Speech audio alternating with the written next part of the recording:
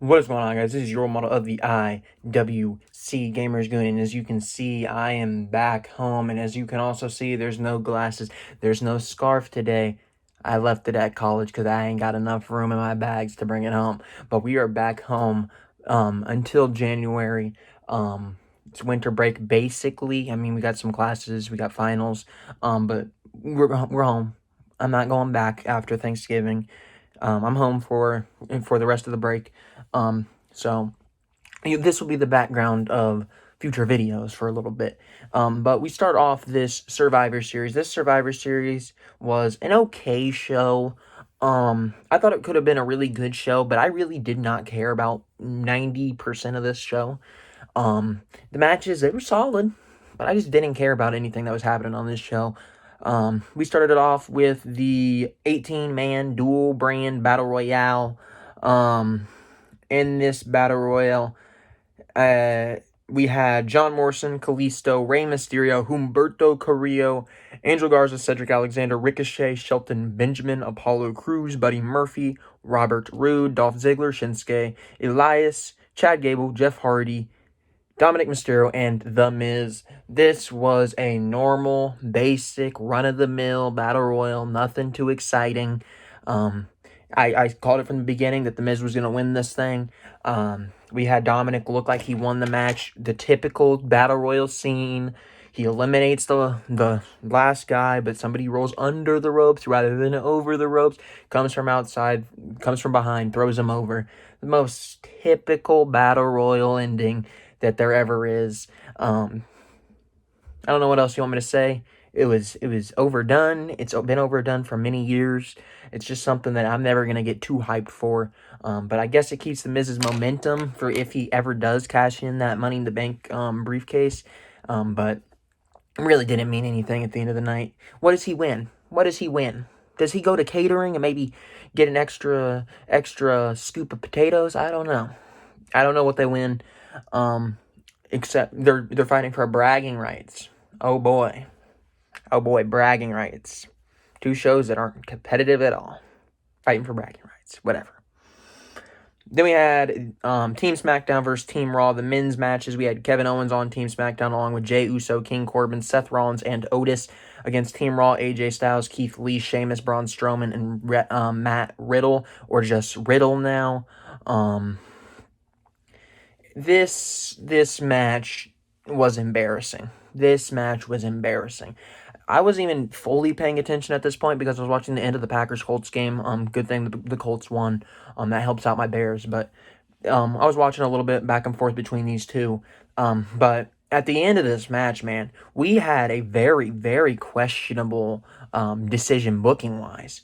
We had a 5-on-1. It was Team Raw versus Jey Uso. Jey Uso had to fight from behind. Obviously, he didn't eliminate anybody. Team Raw wins first match of the night. Clean slate, 5-0, Raw wins. I mean, it wasn't anything special, no, but Team Raw won, whatever. And that plays into later in the night where Roman Reigns had a conversation with Jey and Jimmy Uso. He tells Jimmy Uso, hey, you got to leave because Jimmy Uso is trying to say, you know what, Jey, you don't have to take his crap. Let's just go. He's like, no, you can go. You're staying here, Jey. And then he talks to Jey about how if people would have feared him, people would have respected him, that they would have won this match. And he said, if they don't fear you, they don't respect you, that means they don't respect me. And when they don't respect me, they don't respect my family. And I'm the head of the table, and we can't be having that, Jey.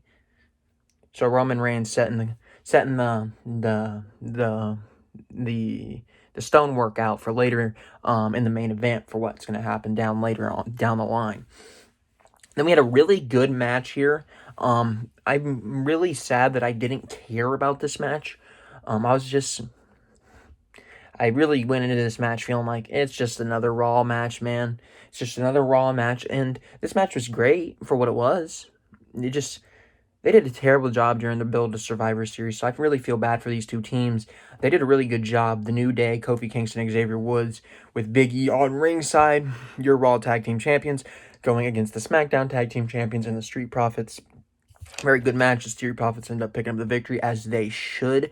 I think the Street Profits, I've already went on many tangents of why I love the Street Profits. They're just the amazing up-and-coming team that I think could possibly be the future of the tag team division in the WWE if done properly. But this ain't doing them any justice, throwing them against the New Day just because, they're both champions. There's not going to be any story to it. You're not really giving me any reason to invest into it. It's cool, but it doesn't mean anything. That's just the sense I got all throughout the night. I mean, the matches were cool, but at the end of the night, did anybody really care? Not really. Not really. That's a little bit unfortunate. Next, we had Bobby Lashley, the Raw United States champion, go up against Sami Zayn, obviously on SmackDown with the Intercontinental Championship. This match is what you would expect it to be. Sami Zayn being a coward away from Bobby Lashley. Sami Zayn trying to exploit anything he can, trying to get a cheap win, trying to get Cedric Alexander to punch him at one point, trying to get Shelton Benjamin to push him. He cowers out of the ring. He fakes like he trips over MVP, says, you know what, MVP tripped me. It should be disqualification. Ref turns around, is like, no, that's not a disqualification. He's looking the other way. MVP throws him in the ring. Bobby Lashley hits a hurt lock in on him, and that's it. He's forced to tap. Bobby Lashley wins, as we all expected.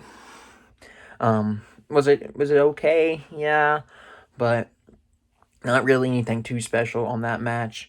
You got the result you wanted, or you expected. It helps the Hurt Business continue to look good. I wouldn't say necessarily it makes them look strong. Bobby Lashley shouldn't have. It should have lasted maybe 2 minutes with Sami Zayn. I know Sami Zayn's also an Intercontinental Champion, but come on. It's Bobby Lashley versus Sami Zayn. It's pretty easy to figure out who's going to win that match. Then we actually had my match of the night. A very technical match here between Sasha Banks, the SmackDown Women's Champion, against Asuka, the Raw Women's Champion. This match went about 13 minutes. We saw a flurry of counters early on. They were going into submission moves, flipping each other, trying to do roll-ups. But we eventually got to the point where Sasha Banks was like, you know what? Let's stop fucking around. Let's get to the point. She ends up winning this match. Thank you. Thank you. Sasha Banks has finally beat Asuka. Finally. It took her a while, but at least she finally did it. At least Sasha Banks has done what she's coming to do. I mean, Sasha Banks needs to go on the long run. One of the things I said when she won the title is they can't just have her win the title and then go lose it. Picking up and winning against Asuka kind of reassures me that I think they might actually let her go and have a good run with the title. So that's pretty good for Sasha Banks there. Asuka, I don't think she has any reason to worry about losing that title anytime soon. I wouldn't think she has any reason to worry until maybe Becky comes back or maybe Ronda returns. I don't think Ronda's going to return anytime soon, but unless that happens, if I'm Asuka, I think I'm pretty safe because, to be honest, the Raw Women's Division isn't looking that great. Because let's look at the Raw Women's Division, because that was our next match. We had the Team Raw Women's Division versus the SmackDown Women's Division. We had Nia Jax, Shayna Baszler, Lacey Evans, Lana, and Peyton Royce versus Team SmackDown, Bianca Belair, Ruby Riott, Liv Morgan, Bayley, and Natalya. This was a train wreck if I've ever seen one. They basically bullied Lana out of the match. They made her sit on the sidelines. They made her stand on the steps. She wasn't even allowed to be on the apron. They made her stand there. She looked utterly ridiculous. She just was sitting there, looking like a little powder in the corner. If you've ever been to kindergarten, that's what it looked like. Kind of feels like they're shaming Lana just because, you know what? Somebody, not going to mention names, but somebody who I think it's under there. It's not under there anymore. But I used to have his Rusev Day poster. Somebody went to the other brand, the other company. So obviously they're not going to let Lana look good. Obviously she didn't go through a table today. She just stood on the sidelines and won. She won. Because Bianca Belair, she ended up getting Shayna Baszler eliminated. And then Bianca Belair and Nia Jax both Both got a double count out. Both were eliminated. Lana was the only person left in the entire match. She didn't even step in the ring, and she won the match. She comes in, she's like, I'm the sole survivor. That's embarrassing. That is embarrassing. They didn't even want you to be the sole survivor, to the fact where they didn't even let you have any input in the outcome. That's embarrassing. It's embarrassing not only for Lana, that's embarrassing to the match. The match was nothing special, but it made it a whole lot worse to do that. That was a terrible ending. Terrible ending. Whoever wrote that should be ashamed. That was a terrible, terrible ending. And it sucks to say, because I thought Bianca Belair actually had a chance of winning the whole thing. I would have been all behind Bianca Belair winning the whole thing. But obviously that wasn't the case.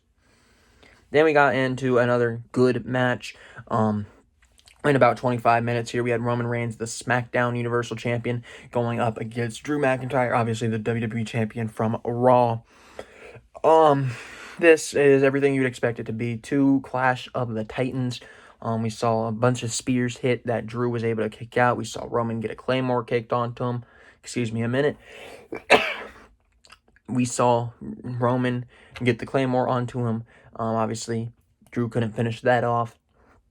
It takes a little bit, but inadvertently, the ref gets knocked out. What happens when refs get knocked out?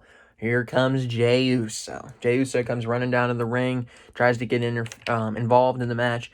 Drew McIntyre wasn't having any of it.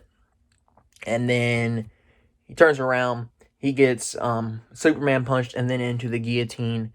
A new ref's in the ring. He's sitting there. Drew McIntyre passes out.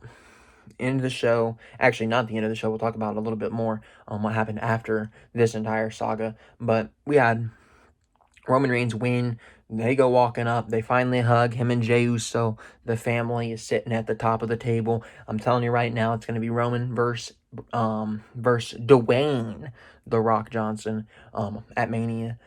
My dad might not think that, but I guarantee it's going to be that. I guarantee it. I guarantee that's going to be the case. But then we got what the thumbnail says, man. We got what the thumbnail says, and we got everybody coming out for the Undertaker's farewell.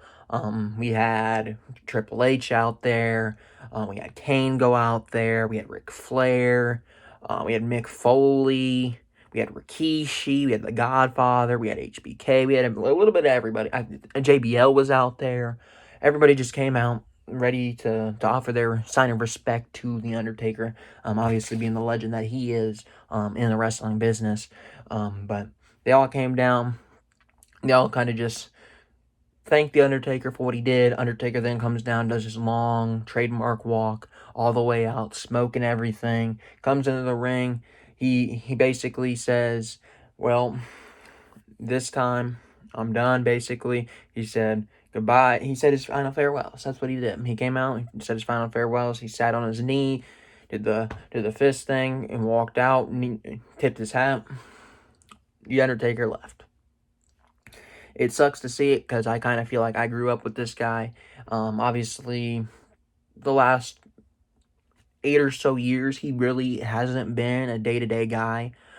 He's not a guy that you will see on SmackDown every few weeks.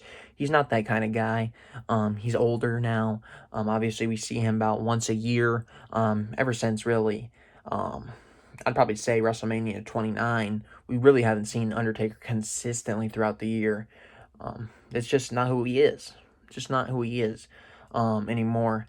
He just shows up when he needs to show up, gets what he needs to get done, puts over who he has to put over, and goes on his merrily way until the next year.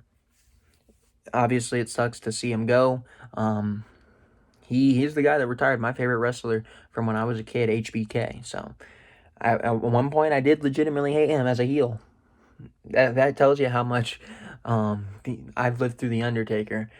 I went through the whole phase with The Undertaker. I went from the phase of the kid that doesn't understand heel versus babyface, that thinks that stuff's real, to being the smart mark that I am now, just really understanding what goes on is scripted, knowing a lot of the behind the scenes stuff.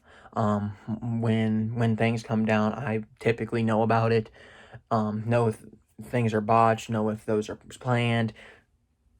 It's been a process growing up with Mark Calloway. So it really sucks to see him go on his way. He's just going to be one of those legends, man. He's going to be one of those legends that I don't think his legacy's never going to die. It's just not. It's not going to die. I know, and when I grow up, and if I ever have kids, one of the things I'm definitely going to show them is WrestleMania 25. I think was everybody's consensus favorite match of all time. Or at least one of the best matches of all time. A lot of people said it was the best match of all time. A lot of people think it's one of the best matches of all time. I don't care what you think. My personal favorite match was WrestleMania 26, actually, when they retired HBGK, just because of the significance of it to me.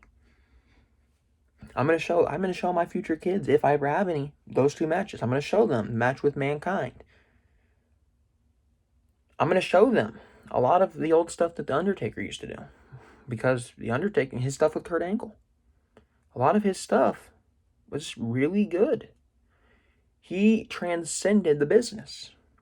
He was a character that, at the end of the day, yes, being a dead man and being a guy that gets buried alive and then comes back to life, and being this ominous figure, having Paul Bearer as your ring manager at one point, going through everything, going through all of the emotions. Obviously, and then obviously the streak. Obviously, he's one of the most iconic figures of all wrestling ever. There's nobody that I can think of that really compares to the long-lasting effect to the wrestling business than the Undertaker, except maybe Dusty Rhodes. And that's a very high comparison.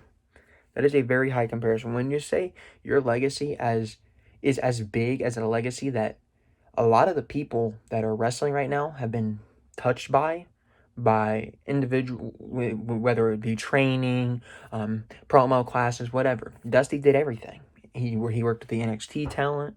He came up with a lot of the ideas they used to have back in the day. He rose Goldust and now Dustin Rhodes. He rose Cody. When you make an impact that large, I think it deserves the respect. So I'm definitely going to be one of the people that, if I ever have kids in the future, I'm going to have to show them The Undertaker. Yes, it might be unsettling when you don't necessarily know, hey, this stuff's not really that real. It's scripted. It's a character. You might be a little scared of it. But The Undertaker, if you are a professional wrestling fan, or if you're somebody that is going to ever consider being a professional wrestling fan, that is a guy that I think you guys need to look at, just because of how great he has been throughout his career. He has put on great matches. He has been one of the best characters consistently throughout the decade. This guy's amazing. Thank you, Undertaker, for everything you've done. Thank you. Thank you for retiring HBK, Undertaker.